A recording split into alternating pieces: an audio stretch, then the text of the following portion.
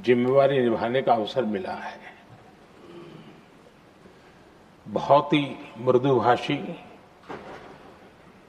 सदन को चलाने में सबका विश्वास जीतने का निरंतर जिन्होंने प्रयास किया, और मैंने देखा है कि संकट के समय ज्यादातर उपसभापति के ही जिम्मे आ जाता है कि भाई आप संभाल लेना जरा,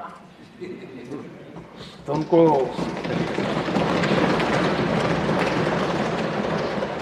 एक लंबा एक्सपीरियंस होता है, सबको जान भी लेते हैं, भली बात ही जान लेते हैं। लेकिन उनका भी योगदान, और जब भी, और मैंने देखा कि जब सदन का समय नहीं होता है तो देश के कोने में कहीं न कहीं वो यूथ के साथ मिलना जुलना, देश की परिस्थितियों के संबंध में उनको अवगत कराना, उनमें एक देश के प्रति संवेदनाएं पैदा करने का वो निरंतर काम। वे कलम के धनी तो है ही हैं, लेकिन कर्म कठोर के नाते भी मैं कहूंगा कि उन्होंने भारत के हर कोने में जाकर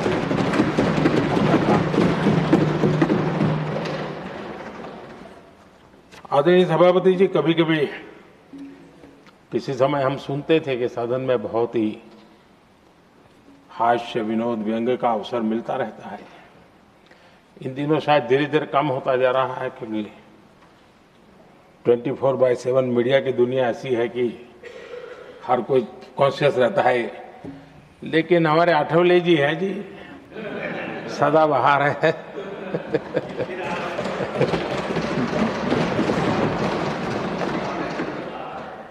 आठवले जी जा रहे हैं, लेकिन यहाँ पर किसी को खोट महसूस नहीं होगी, वो व्यंग्य विनोद भरपूर परोसते रहेंगे। जब ये पूरा भरोसा है। आदरणीय सभापति जी, सदन में से हर 2 साल के अंतराल के बाद एक बड़ा समूह हमारे बीच से जाता है, लेकिन ये ऐसी व्यवस्था है कि जो नया समूह आता है उनको बाकी जो लंबे समय से 4 साल से बैठे हुए साथी हैं, अनुभव है, नए लोगों को तुरंत उनसे कुछ न कुछ सीखने का अवसर मिलता है। और इसलिए एक प्रकार से यहाँ की जो विरासत है वो कंटिन्यू प्रोसेस हमेशा रहती है। ये बहुत बड़ा लाभ होता है। मुझे पक्का विश्वास है कि जिनको इस बार जाना नहीं है वो भी जो नए माननीय सांसद आएंगे उनको उनके अनुभव का लाभ मिलेगा, और उनका योगदान भी सदन को और समृद्ध करेगा, ऐसा मेरा पूरा विश्वास है। आदरणीय सभापति जी, हम लोग जानते हैं कि जीवन में या सार्वजनिक जीवन में जब भी कोई महत्वपूर्ण निर्णय करना होता है तो परिवार के लोग बैठ करके मन बना लेते हैं कि ऐसा करना है, लेकिन फिर भी कहते हैं अरे ऐसा करो, उनसे जरा पूछ लीजिए, एक सेकंड ओपिनियन ले लीजिए किसी वरिष्ठ से। और घर में वरिष्ठ नहीं कहेंगे, मोहल्ले में देखो भाई वो काफी अनुभवी है, जरा उनसे पूछ लो पर उनका मन क्या करता है। अगर कोई बीमार है तो भी कहते हैं यार ऐसा करो भाई, एक और डॉक्टर से जरा ओपिनियन ले लो। सेकंड ओपिनियन का बहुत महत्व होता है। मैं समझता हूं हमारे संसदीय प्रणाली में इस सेकंड ओपिनियन की बहुत बड़ी ताकत रही है। एक सदन में कुछ निर्णय होता है, दूसरे सदन में फिर आता है सेकंड ओपिनियन के लिए। अगर इस सदन में होता है तो उस सदन में जाता है सेकंड ओपिनियन के लिए। और ये सेकंड ओपिनियन उस सारी बहस को, उस सारे निर्णय प्रक्रिया को एक बहुत बड़ा नया आयाम दे देती है। और वो मैं समझता हूं कि हमारी निर्णय प्रक्रिया को समृद्ध करती है। तो इसलिए सदन में जो माननीय सांसद बैठते हैं उनके लिए एक खुलापन रहता है, जो चलो इस सदन में नहीं तो उस सदन में एक अच्छा ओपिनियन नया आएगा, उस सदन में नहीं तो इस सदन में एक नया ओपिनियन आएगा। तो ये सेकेंड ओपिनियन, ये हमारे लोकतंत्र में एक बहुत बड़ा कंट्रीब्यूशन है, जो जिस विरासत को हमें संभालना, हमारे जो माननीय सांसद विदाई ले रहे हैं, उनका तो योगदान रहा ही है, और इसके लिए भी मैं उनका साधुवाद करता हूं। आदरणीय सभापति जी, जो हमारे माननीय सांसद विदाई ले रहे हैं, बहुत आने वाले दिनों में तो शायद ये अवसर रहने वाला ही नहीं है, लेकिन ये माननीय सांसद ऐसे हैं कि जिनको पुराने संसद के भवन में भी बैठने का मौका मिला और नए संसद भवन में भी बैठने का मौका मिला।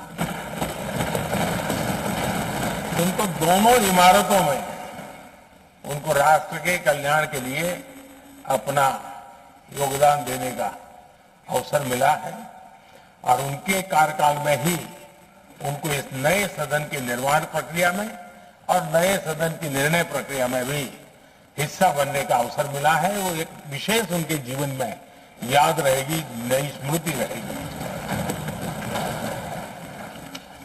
आदरणीय सभापति जी, मैं सभी माननीय सांसदों के, और मैं मानता हूं कि ये सदन अपने आप में एक बहुत बड़ी ओपन यूनिवर्सिटी है। राष्ट्र जीवन की कई बारीकियों से परिचित होने का अवसर सदन में प्राप्त होता है। एक प्रकार से हमारी यहां शिक्षा भी होती है, हमारी दीक्षा भी होती है। ये 6 साल यहां जो रहने का अवसर मिलता है, वो जीवन को गढ़ने का, राष्ट्र जीवन के घड़तर में योगदान का तो महत्व है ही है, क्योंकि निर्णय प्रक्रिया का हिस्सा है, लेकिन स्वयं के जीवन को गढ़ने का भी एक अमूल्य अवसर होता है। और इसलिए जब माननीय सांसद यहां आते हैं, उस समय की उनकी जो भी सोच, समझ और क्षमता है, जब जाते हैं तो अनेक गुना वो बढ़ती हैं, उसका विस्तार होता है, अनुभव की एक बहुत बड़ी ताकत होती है। और तब जाकर के जाने के बाद राष्ट्र जीवन का उनका निरंतर योगदान बना रहे हैं। वे अपने तरीके से व्यवस्था के तहत हो सकते हैं, व्यवस्था के तहत न हो सके, लेकिन उनका अमूल्य योगदान मिलता ही रहे राष्ट्र जीवन के निर्माण में।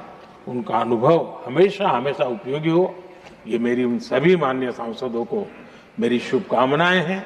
और मैं फिर से एक बार सभी माननीय सांसदों के योगदान का गौरवगान करता हूं, साधुवाद करता हूं। बहुत बहुत धन्यवाद।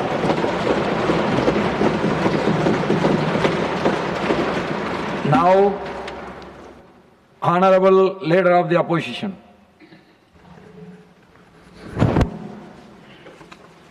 धन्यवाद सर, आपने मुझे यहाँ इस अवसर पर बोलने का मौका दिया। अभी हमारे सामने प्रधानमंत्री जी भी अपने विचार रखे।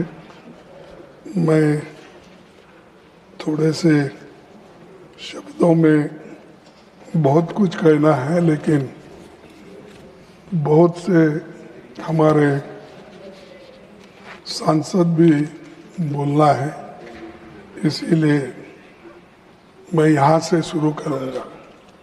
कहाँ से शुरू करें, कहाँ से शुरू करें कुछ समझ नहीं आता है। आपकी विदाई के जिक्र से दिल भर आता है। यानी ये जो हम विदाई कर रहे हैं, उसमें से बहुत से लोग फिर आएंगे, लेकिन बहुत से हमारे मेंबर्स फिर यहाँ पर नहीं आ सकते किसी वजह से। सभापति जी, मैं आज राज्यसभा में कार्यकाल पूरा करे साथियों की विदाई के अवसर पर चंद बातें रखना चाहता हूँ। रिटायर होने वाले कोई साथी दोबारा इस सदन में आएंगे, कुछ ऐसे भी हैं जिनको शायद अवसर न मिले। सभी जानते हैं कि राज्यसभा एक परमानेंट और कंटिन्यूअस हाउस है, जिसका जिक्र प्राइम मिनिस्टर ने भी किया और आपने भी अपने स्पीच में किया।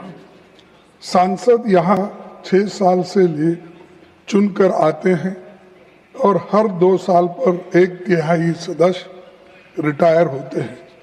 आज वही क्रम दोहराया जा रहा है और राजनीति में रहने वाले लोग यानी पब्लिक लाइफ में कभी रिटायर नहीं होते और देश की सेवा के जज्बे में टायर्ड भी नहीं होते, रिटायर भी नहीं होते और टायर्ड भी नहीं होते, जो पब्लिक लाइफ में है।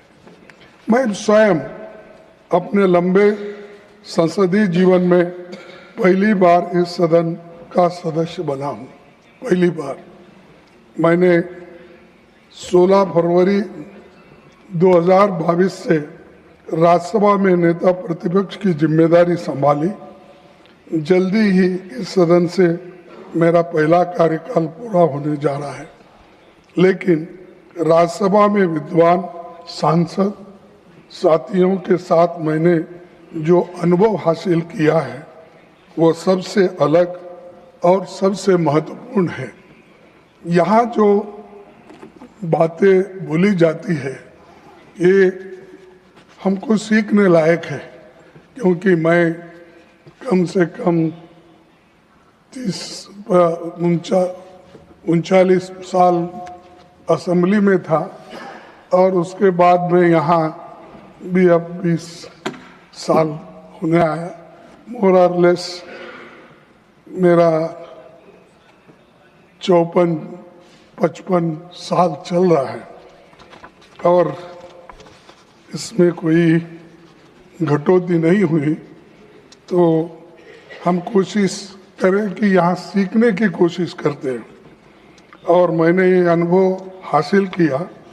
सभापति जी, अपने पूरे संसदीय जीवन में मैंने सदन में नियमित रूप से उसे उपस्थित रहने और चर्चाओं में भाग लेने की पूरी कोशिश करता हूँ और यहाँ अटेंड करने का मैं हमेशा कोशिश करता हूँ, इसलिए कि हमको कुछ अनुभव मिलता है अलग अलग राज्यों से आए हुए नेताओं से, अलग अलग विचारधारा के लोगों से, अलग अलग अपने जो कुछ भी अनुभव है वो अनुभव भी यहाँ पर वो बताते हैं, तो वो सीखने लायक रहता है। और मैं हालांकि 54 साल मुझे कंप्लीट हो गए तो भी मुझे सीखने की ज़रूरत पड़ती है। इसलिए पड़ती है कि हर आदमी संपूर्ण ज्ञानी नहीं होता है, उसका ज्ञान उसी वक्त बढ़ता है जैसा वो पढ़ते जाता है, जैसा वो सुने जाता है, सीखे जाता है, तभी उसका और भी ज्ञान बढ़ते रहता है। अपनी जिम्मेदारी निभाने के साथ सभी पक्षों की बातों को सुनना, अच्छी बातों को सीखकर व्यवहार में लाने का प्रयास मैं लगातार करता रहा हूँ। उच्च सदन में मेरा बहुत सा खट्टा मीठा अनुभव रहा है। मैं इस मत का हूँ कि इस सदन को और अधिक सार्थक बनाने के लिए बहुत कुछ नए प्रयासों की जरूरत है, ताकि उच्च सदन समाज को और देश को बेहतर संदेश दे सकते हैं, मार्गदर्शन कर सकते हैं। मैं सबसे पहले श्री एच.डी. देवेगौड़ा जी नहीं है, वो तो वहाँ उपस्थित थे लेकिन यहाँ नहीं है, तो एच.डी. देवेगौड़ा जी का उल्लेख करना चाहूँगा। वे प्रधानमंत्री और कई पदों पर रहे। मैं देवेगौड़ा को बहुत दिन से 54 साल से जानता हूँ, उनके साथ ही मैं काम किया, लेकिन क्या हुआ मुझे मालूम नहीं।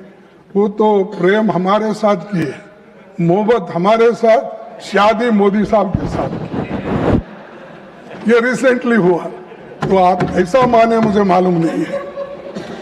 सर शरद पवार जी एक राष्ट्रीय नेता है, उनके साथ भी हमारा दशकों का जुड़ाव रहा है। मुझे खुशी है कि वे दोबारा इस सदन का मार्गदर्शन करेंगे। संसदीय मामलों के गहन जानकार हमारे डीएमके के साथी तिरुचि शिवा जी अगले 6 साल सदन की कार्रवाई में फिर भाग लेंगे और उन्होंने बहुत कुछ अपनी बातों को रखा। रामदास अथवाले साहब जिनका जिक्र हमारे प्रधानमंत्री जी ने किया, वो अपने कविता के रूप में ही हमेशा मोदी जी का गुणगान गाते हैं। हमेशा आपको छोड़ के दूसरा कविता ही उनको नहीं आती। जो कविता उन्होंने लिखती है वो सिर्फ आपके बारे में लिखती है। लेकिन मैं समझता हूँ ये 6 साल अब तो पूरा मिला है उनको, आगे तो जरा कम करेंगे ऐसा मैं सोचता हूँ। सर, दिग्विजय सिंह जी को पूरा देश जानता है। 1 दशक तक मध्य प्रदेश में मुख्यमंत्री के रूप में उनका बहुत अच्छा योगदान रहा। राज्यसभा सांसद और शिक्षा संबंधी संसदीय स्थायी समिति के अध्यक्ष के रूप में उन्होंने उल्लेखनीय काम किया और वो रिपोर्ट भी आज उन्होंने आपके सामने पेश किया। सर, केटीएस तुलसी और अभिषेक मनु सिंघवी ने संसदीय वाद विवाद को गरिमा दी। नागरिक स्वतंत्रता, न्यायिक स्वतंत्रता और विभिन्न मुद्दों पर उनके भाषणों ने सदन पर गहरी छाप छोड़ी है। हमारे मुखर साथी शक्ति सिंह गोयल और नीरज डांगी की बातें करते हुए मैं भावुक होता हूँ, इसीलिए कि अपनी योग्यता और क्षमता के साथ इन्होंने सराहनीय योगदान दिया है। सदन के साथ साथ संसदीय समितियों में भी अच्छा काम किया है। विभिन्न विधेयकों पर चर्चा और ज्वलंत विषयों पर पूरी तैयारी के साथ अपनी बातें रखी और लोगों को सोचने पर मजबूर किया।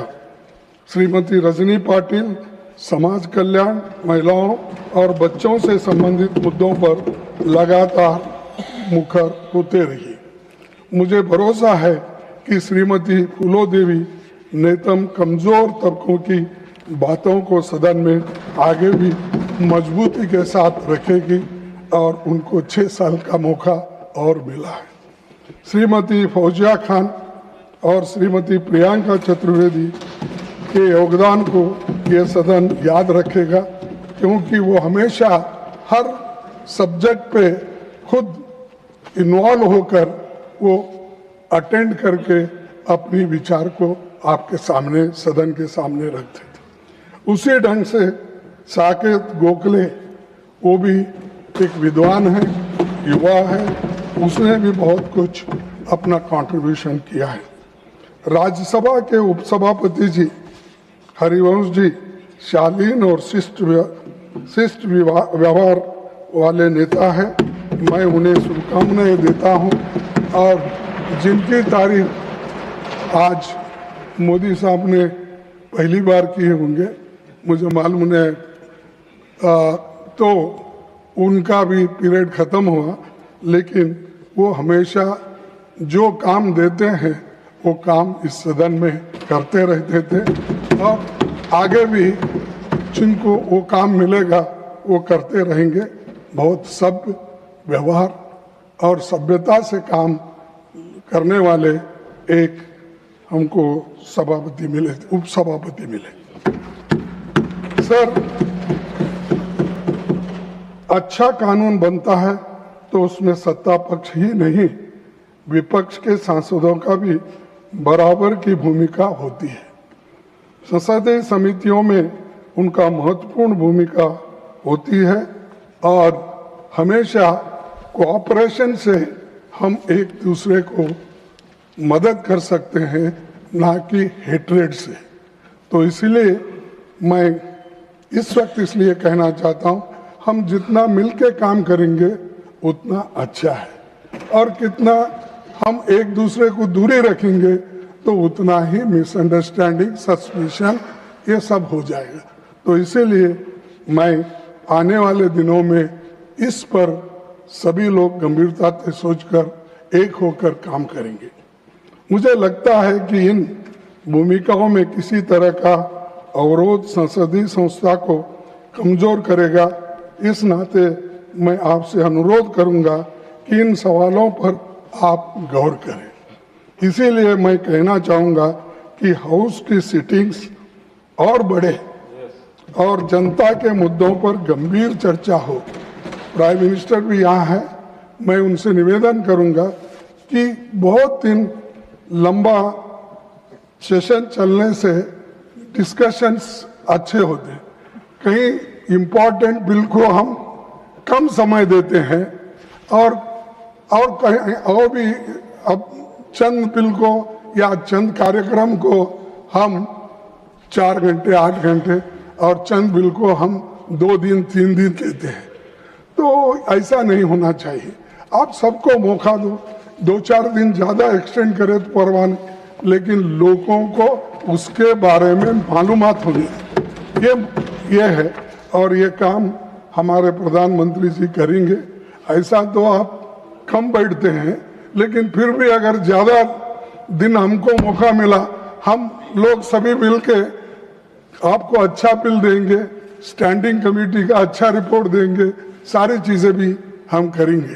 तो ये मैं आपसे चाहता हूं कि पार्लियामेंट को ज्यादा दिन देने का मौका प्राइम मिनिस्टर हमको देंगे। गरीबों, कमजोर तबकों को, किसानों और मजदूरों के हित के मुद्दों पर ज्यादा बात हो सके। अक्सर जब हम ये मुद्दे उठाते हैं तो सत्ता दल इसे आलोचना मान लेता है और बिना सुने खंडन करने लगता है, जबकि सरकार को जनता की चिंताओं पर गंभीरता से गौर करना चाहिए। सभापति जी, सीमित अवसरों में भी जब सांसद अपनी महत्वपूर्ण बातें रखते हैं तो कई बार उन्हें कार्रवाई से हटा दिया जाता है।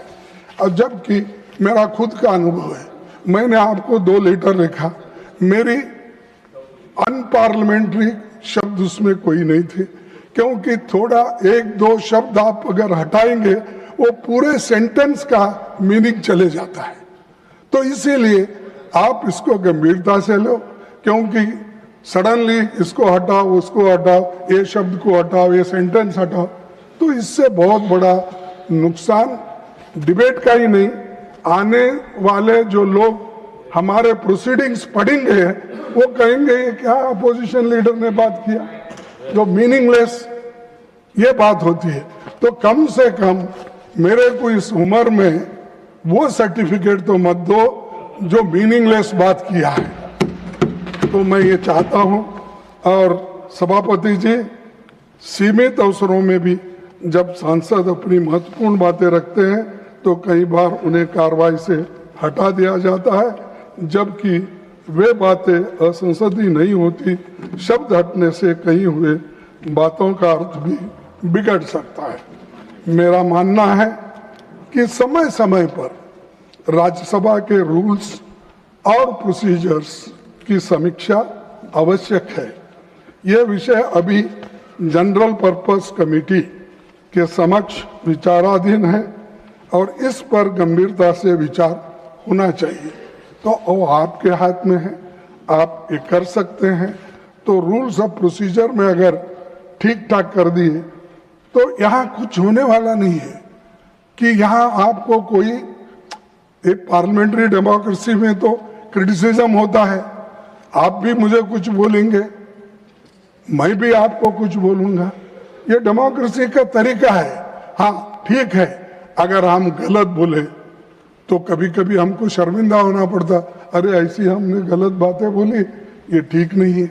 लेकिन गलत को भी आप सच करने की बात सोचे तो वो ठीक नहीं रहता।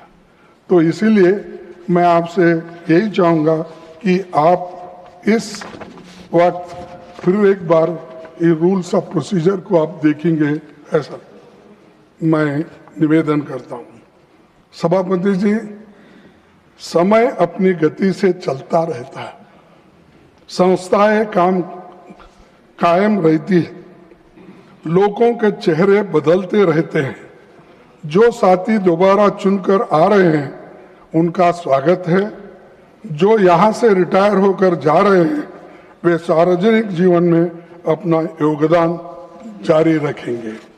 यहाँ का अनुभव उन्हें सार्थक भूमिकाओं के लिए बेहतर सामर्थ्य देगा। एक शायर ने कहा है, मैं आपको सुनाऊंगा, क्योंकि आप पहले एक दो शायरी बोलते थे पार्लियामेंट में, तो अब वो छोड़ दिए आप, तो मैं बोलता हूँ, विदाई तो है दस्तूर जमाने का पुराना, विदाई तो है दस्तूर जमाने का पुराना, पर जहां भी जाना अपनी छाप कुछ ऐसे छोड़ जाना कि हर कोई गुनगुनाए तुम्हारे ही तराना। इस बातों के साथ मैं रिटायर हो रहे अपने साथियों को, उनको योगदान के लिए बधाई और भविष्य के लिए शुभकामनाएं देता हूं, और हम सभी एक होकर भाईचारे से एक होकर देश के हित में काम करेंगे, ऐसा मेरे विचार आपके सामने रख के मेरे 4 शब्दों को समाप्त करता हूं। जय Hind. Now, Honorable Deputy Chairman जी।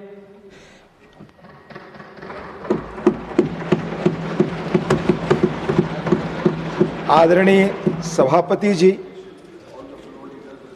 आपने बोलने का अवसर दिया, आभार। आदरणीय प्रधानमंत्री जी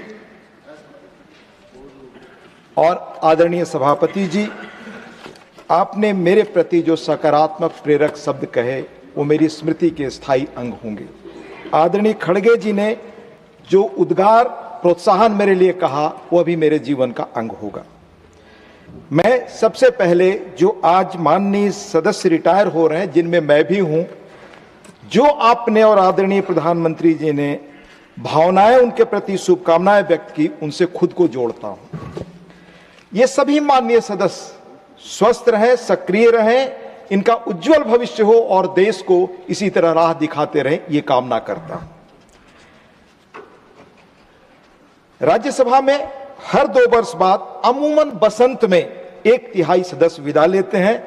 व्यापक अनुभव ज्ञान से समृद्ध होकर देश के नीति निर्धारण में अपनी भूमिका निभाकर उतने ही सदस्य नई ऊर्जा, उत्साह, उमंग और सपनों के साथ मुल्क की नई इबारत लिखने आते हैं। जैसे वसंत में पुरानी पत्तियों की जगह नई पत्तियां और कोपलें आती हैं, इसी तरह आने वाले सभी नए सदस्यों को भी हमारी शुभकामनाएं। सबसे पहले मेरे सार्वजनिक जीवन के जो भी मार्गदर्शक रहे उन सबके प्रति आभार। आदरणीय नीतीश जी हमें राज्यसभा में लाए, उनके प्रति आभार। आदरणीय प्रधानमंत्री जी पहले टर्म में। और इस बीच एक बड़ी खबर आपको बता दें कि राज्यसभा में प्रधानमंत्री नरेंद्र मोदी ने संबोधन किया। राजनीति में फुल स्टॉप नहीं होता है, ये प्रधानमंत्री नरेंद्र मोदी की ओर से कहा गया। सदन में हर सांसद का योगदान होता है। 37 राज्यसभा एमपी का कार्यकाल आज खत्म हुआ है। पीएम मोदी ने खड़गे और शरद पवार की तारीफ की। तो फिलहाल प्रधानमंत्री नरेंद्र मोदी ने अपने संबोधन के दौरान में कई बड़ी बातों का जिक्र किया और उन्होंने साथ ही साथ खड़गे को लेकर भी तारीफ की और ये कहा है कि उनका कार्यकाल बहुत शानदार रहा है। तो फिलहाल देवगौड़ा, खड़गे, पवार से नए सांसदों को सीखना चाहिए, ये भी प्रधानमंत्री नरेंद्र मोदी की ओर से कहा गया। इन्होंने आधी उम्र सदन में बिताई है। राज्यसभा में आज प्रधानमंत्री नरेंद्र मोदी अपनी बात रख रहे थे और रिटायर हो रहे 37 सांसदों के लिए विदाई भाषण भी उनकी ओर से दिया गया। इसी के साथ फिलहाल यहां रुक रहे एक छोटे से ब्रेक के लिए।